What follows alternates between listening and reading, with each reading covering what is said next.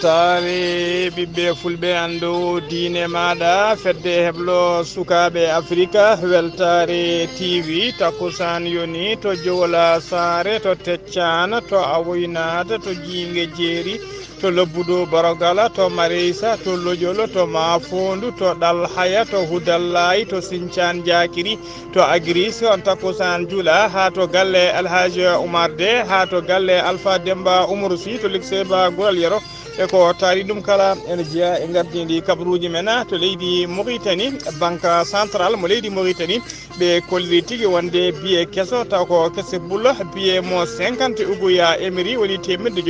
billet 100 kesso puul yalti oɗo saaha joni e mbadi mawninde manditare wattore duuɓi 50 ko leydi Mauritanie tawi tigui mone muɗum to leydi Sénégal ma jaaha to Kera Momar Sarr to ko sagataɓe tato worɓe nangui debbo desaɗo ɓe mbaɗi ɗum gueɗe kamtorinde no feewi to leydi Mali Abdoulaye Diop ko janggoñum woni jagogal kalfinaɗo ko fate gueɗe caggal leydi jokkodiral leyɗele hakkude leyɗele Mali o holliri tigui wonde oɗo saaha joni yidde laamu transition ngu Mali ngu kay ko yo MINUSMA woni laafaji boulaji yo jaltu leydi mabɓe ha laaɓa tawi kadi ko sans délai woni ko ɓuuri yawde bisimilla mone ketki kotodirte joni piren pacciren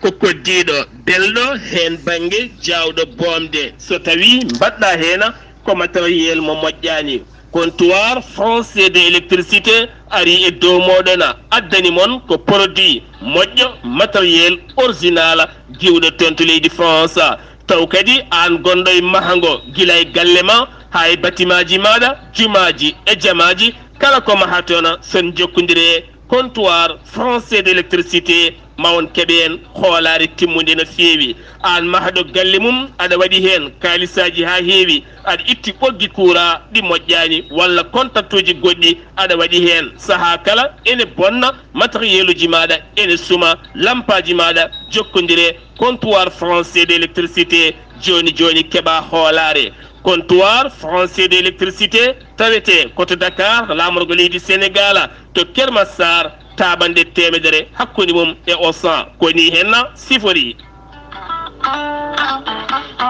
so tawi ko comptoir français d' électricité so tawi jiɗɗa ko modulaire uji moƴƴi jokkodire mabɓe disanteur uji moƴƴi différentiel uji moƴƴi table électrique kononne kadi lampaji e ampoule aji kala couleur mo jiɗɗa aɓe jogui taw kadi ko lampaji leernoji hakkude galle ha bedda kala hen no jiɗirɗa projecteur uji moƴƴi aɓe jogui ɗumena ko nonne kadi ɓoggi vidéo surveillance jiɗɗo wadde ɗum e galle mum aɓe jogui hen kala ko jiɗɗa les botaji moƴƴi kala hen ko jiɗɗa sa jokkodiri e comptoir français d' électricité joni keeɓa hoolare cumoji ɗi ene keewi e kala saaha lampaji ɗi ene cuma firgoji ɗi ene maasa kono kadi sa jokkodire comptoir français d' électricité a mosat hatina a heeɓi ko laaɓi sa yiiɗi jokkodirde mabɓe mbatta ko 00 221 77 542 50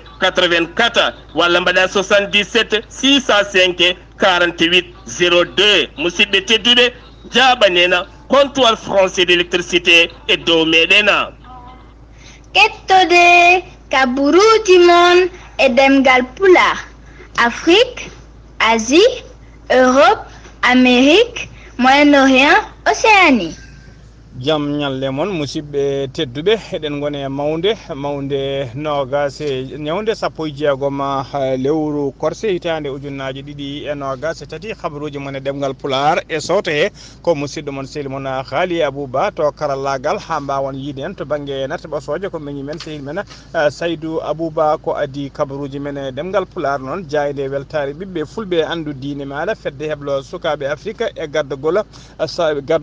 musidɗo ceerno men ceerno men ceerno Habouso Diallo eɗen nelda duwawuji men faade e maire babaɓe hono ba Mamadou Abdoulaye ɓurɗo lollirde beele caggal kay jaltugol aduna jinnaɗo makko debbo jaltunoɗo aduna jamma hecci hanki ko aljuma hande o wira e nder babaɓe eɗen mbiya tan nde Allah yurmotomo yaafoma harnamo aljanna kanko e dendagal mayɓe julɓe kala en donima dendagal ɓesgu babaɓe naaɓe no ndijorono habaruji men ɗemngal pulaar koto leydi Mauritanie pudorɗen ene teska noon e kala kay nde sarɗiji kesi cuuɓa so tawi kay jooɗinoma e jonde mumen hoore jagorɗo ene heewi wadde démissionné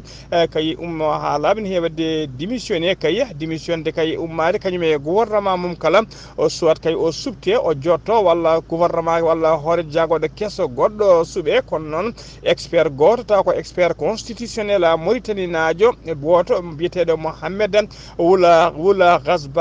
Khabbaz o holliri tigui hay texte goto juridique ala kay binduɗo ala kay biyo ko obligatoire ma hoore jagorɗe kay ma démissionna caggal kay nde suudu sarɗiyeji he suudu ndu suuɓa o wi noon hewɓe kay ene kewi tigui feccirde kay ko fate kuulal article ngal 75 e ngal 42 ina période ɗum kay wonde kay so tawi gouvernement kesso so tawi kay hoore so tawi suudu sarɗiyeji hesuru joɗima alay saguel kay gouvernement démissionna o holliri noon kanko Mohamed Wula Khabbaz wonde kay ɗum ɗon hay nokku wona obligatoire hay nokku ala to yimɓe tumni o holliri tigui wonde ɗum noon fitti tan kay oɗo saaha joni hoore jagorɗe leydi Mauritanie ene wawi ni so welama ene wawi wasde démissionde jokka tigui e gardigu gouvernement o ha joni ko leydi Mauritanie keddoɗen banque centrale de Mauritanie ɓe kolliri tigui alñande kolliri tigui ɓe jaltini ñande alkamisa ɓennuɗo sappo joyi lewru korse hitande ujunnaji ɗiɗi e nogas tati ɓe jaltini kayita on kayit noon ko hollirde tigui wonde oɗo saaha joni jaltini décret on décret ko hollirde wonde billet kesso taw ko billet banque mo 50 goye émairie woni billet temedde joyyi woni billet capanɗe joyyi e limore hesere temedde joyyi e limore hinde nde on billet noon taw ko billet haalisa mo billet banque mo leydi Mauritanie on billet noon koye mbadi kay yidde mawlinde manditare wattore duuɓi capanɗe joyya ko leydi Mauritanie tafi kay mone muɗum saabu kay goɓɓe leydi Mauritanie hemno mone muɗum ko guila ñande sappo jeetati lewru juin hitande ujunere e temedde jeenayyi e capanɗe jeeɗiɗi e tati woni 18 juin 1973 ha joni kabaruji men ɗemngal pulaar to leydi Mauritanie ha joni kedduɗen Mohamed Cheikh Al Ghazouani hoorejo gendi Mauritanie joddima ka hoorejo leydi Mauritanie o joddima en audience ñande alarba kikiɗe ɓennuɗo to palais présidentiel to Nouakchott lamorgo leydi Mauritanie o joddima e sete timmuɗo taw ko ɓen wiyeteɓe FMI woni Fonds monétaire international ardi sete o noon ko biteɗo Félix Fischer noon ko chef de mission de Fonds monétaire e nder leydi Mauritanie jonde nde noon ko yidde kay ñasade jekkodiral moƴƴal e cihlagal hakkude FMI e laamu leydi Mauritanie ha institution kay wa ɓeydo tigui hoolade e gollodirde e ɗoftude laabi tigui wallude leydi Mauritanie e laabi ferde laabi kay ɓamtare e nder leydi hen hannirtini chef de mission noon holliri weltare makko mawde no fewi artudemo kay e leydi Mauritanie e joddademo kadi e hoorejo leydi ndi haaɓe jewtida kay jewte kewɗe no fewi ko fati kay e ɓamtare leydi ndi ha joni ko leydi Mauritanie keddoɗen leydi Japon addi ballal mum taw ko ballal paydingal no fewi faade e leydi Mauritanie ballal ngal noon ko otoji nayyi ɗi hinde ambulance uji e équipement de protection e leecce taw ko leecce de réanimation taw kadi ene wondi e équipement mo laboratoire jaɓɓi ballal ngal noon ko secrétaire général du ministère de la santé hono docteur Mohamed Lamina Wul Mohamed El Hadji o holliri noon gollal ngal ɗo ballal noon jeeya tigui koye programme de développement économique et social mo leydi Japon faabi waɗata kay leydi Mauritanie tawi kadi ko yidde wallude ɗum e ƴellide yidde leftude leydi Mauritanie kay eno ƴellotiri o holliri noon ballal ngal noon ballal teskama tigui garu muɗum tigui ene qime ha 100 millions taw ko haalisa yen woni haalisa mo leydi Japon e ɗum noon e qime tawi ko haalisa leydi Mauritanie ha 26 millions taw ko haalisukuya o holliri noon ngalɗo ballal kay fayi ngalɗo ballal taw ko otoji wondude otoji ambulance uji wondude e matériel uji taw ko matériel doctoreɓe fayi koye ɗiɗo hôpital uji ko woni to hôpital mo Kifa hôpital hôpital mo Atara e hôpital mo Kay Haydi wondude hôpital mère et enfant ambassadeur a jooɗini ɗo leydi Japon e nder leydi Mauritanie o holliri tigi o holliri e octobre ɓennuɗo to o leydi Japon nuldino kadi ballalta ko matériel médical tawi kadi ko delo équipement médicaux faade kay e leydi Mauritanie o holliri yidde leydi Japon kay ko yo leydi Mauritanie yo waw kay ɓamtade ƴellitade e fannuji kala ha tengti noon e fannu kay wawde kay ɓeydude nden kay kisal to banggue santé ha tengti noon e wawde falade rafiji taw ko rafiji épidémique ha joni kabaruji men ɗemgal pulaar to mimata leydi Mauritanie koto leydi Sénégal paalena to leydi Sénégal ambassade to leydi Sénégal biteɗo Amadou Samb ko fo médecin dartonoɗo wadde ko wiyete fo testata ko testuji covid-19 e saaha coronavirus tampino yimɓe no feewi ko cokonoɗo noon kene wona joni duuɓi tati koko ñaawo ko cokonoɗo noon ko cokonoɗo kene wona duuɓi tati ko alkamisa hanki o fonno wonde procès makko woni ñawore makko ñawore nde noon waɗani kono noon tan haɗani tribunal o rokkimo ko wiyete liberté provisoire ko ñande kay o faatu galle makko e kala saaha tawa kadi o wawa notitade justice hollirama ko ñande jeegom lewru juillet darton ɗo ko nden tigui ñawore makko nde yanata ha lawa ko cokonoɗo noon guila 2 avril 2020 ha joni ko leydi Sénégal keddoɗen to Tambacounda biteɗo Amadou Saydou Ballo herdu capantati e jeeɗiɗi darinoɗo kay darima yeeso ñawoɓe o ñawira noon ko o ñawira kay ko yoɓade fittandu joom suudu makko biyetenoɗo Dieynaba Demma Mamadou Saydou Mbalo noon ko cultivateur woni demowo o fino debbo o ko 11 laaɓi caggal kay nde o gayno jokkodirde muɗum ko ɗon tigui o ƴetti labbe fodde 11 laaɓi o yooɓi fittadu on taw ko joom suudu makko eɓe jogdi sukaɓe jeeɗiɗo tana o noon wanno ko guila ñande nogas jeegoma lewru juin 2022 woni hitande mayde nde to nokku biteɗo Sare Gayo noon ko wuuro e nder Sinthiou Malembe en tawi e nder région mo Tambacounda o wardi debbo o noon ko caggal kay nde o artuno jillu makko ɗangal makko fodde lebbi tati e feccere caggal to nokku biteɗo Pout to Thiès ko toon tigui o heeɓi kabaru wonde joom suudu makko ene yaltide e suka gorko goto biteɗo Ali Diaw ko kañum ko kiram noon ko sababude kiram o yooɓi fittandu joom suudu o hollirama tigui e nder suka makko jeeɗiɗe mo sikki hen goto ni ko oɗon tawa kadi ko mo tumdi e joom suudu makko o ko kañum jeeyi guel ɗon ɓinguel ko ɗum saabi noon ɗam kirama rewma haw yooɓi fittandu joom suudu makko ha joni kabaruji men ɗemgal pulaar to leydi Sénégal ha joni jen ha to Keur Momar Sarr to Keur Momar Sarr ɗon ko to Keur Momar Sarr to yettude wuuro witego ndimma to Keur Momar Sarr ko sagataɓe tato worɓe nangguno suko debbo goto desaɗo ɓe nawi ɗum tigui ha gaɗa wuuro ngo woni yaltidde wuuro ngo ɓe nannimo toon e lobbude ɓe mbaɗimo gueɗe kamtude no fewi ɓe wiilimo viole musto no fewi ete noon kamɓe ɗi hen ete hen worɓe ɗiɗo ko worɓe resɓe wuuro ngo noon tawi tigui to rewo ɓaƴo funnague e nder département mo Louga hen sagataɓe ɗiɗi noon mbiyama teeɓe e oɗo saaha joni nana tagui juuɗe dadiɓe hen keddiɗo on noon koko suuɗi ene yiile jiila cattugu no fewi tan o wanno ko guila ñande jeegom lewru guila ñande jamma jeegom ene wiyata jeetiɗi lewru juin ndu gonɗen ɗo debbo o noon pottiɓe plainte tawi kadi ene wondi e kayita docteur holliro tigui wonde ko baɗaɗo violé kadi ko keptaɗo ko gañal saabu juuɗe ɗe e koyɗe ɗe kala hollirama tigui gañande noɓe poursuirimo ɓe gañirimo ni hennene kanko noon hollirama tigui ɗum wonno ko sanga 20 heures woni 8 heures jamma e saaha o umminoto atelier tailleur makko omo yaɓani galle mabɓe ko ɗon tigui gorɓi tati ɗi juukimo mbawi tigui rodademo no yimo ha e nokku kidiɗo mbaɗimo gueɗe kamtude no fewi koto Richard Toll paɗena to Richard Toll ko professeur mathématique kañuma yooli toon hawri ela diala o yinno noon ko fabade indicateur de douane goto kañum o yinno fabade caha kay on de sippiranno e fraudeur goto ko ɗon tigui teɓɓiti yani e ndiyam ko ɗon kankone professeur o yiɗi fabade on ko ɗon o wasi fittandu makko habaruji men ɗemgal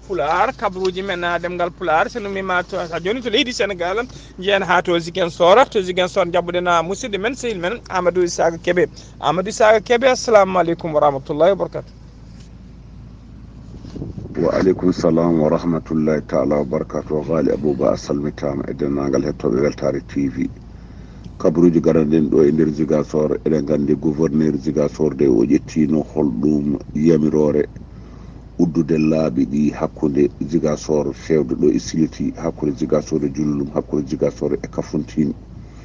o tottino heure jogueteno ko 8h subaka ha 16h 4h woni kikiɗe ina wayno joni noon kadi hanki o yaltini ɓatake makko o holliti ɗum ittama ha laaɓi kala nde jomum wela yo yah hadde natti hankante ha laaɓi so en garti ɗo e Bignona eɗen gandi koɓe wannoɓe grève ɓe mbi ɓe jangata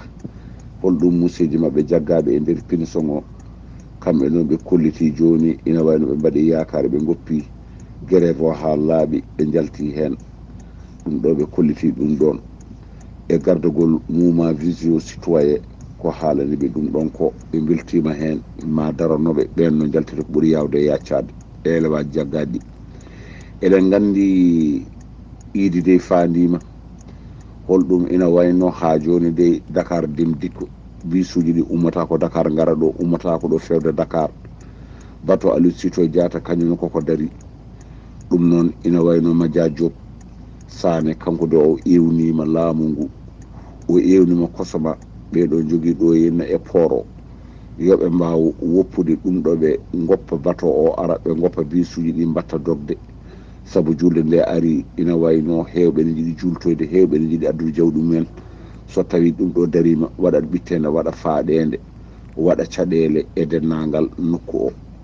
eɗen gandi jouet seppe kamɓene ɓe darima